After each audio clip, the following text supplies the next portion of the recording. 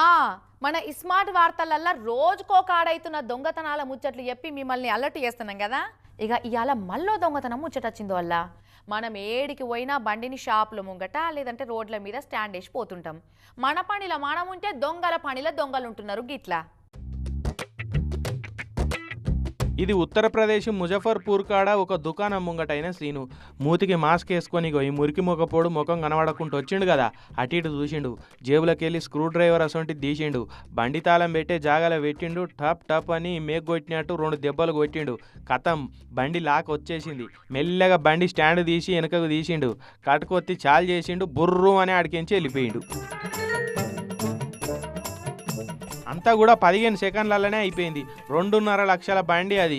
15 సెకండ్లలో దొంగోడు వచ్చి స్క్రూ డ్రైవర్ పెట్టగానే తాళం అలకగా వచ్చిందంటే ఎంత బందోబస్తున్నాయో చూడురి పనులు.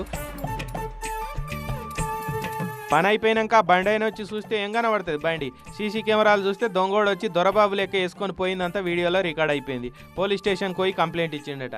ఎన్ని లక్షల బండ్లైనా దొంగల తెలివి ముంగడ దండిగే ఉన్నాయి కదా. ఎంత బయటికి పోయినా కూడా అప్పుడప్పుడు బండి మీద నజరేసుకుంటూనే ఉండాలి. దోమల లెక్కనే దొంగలు బాగా మోపాయిరు.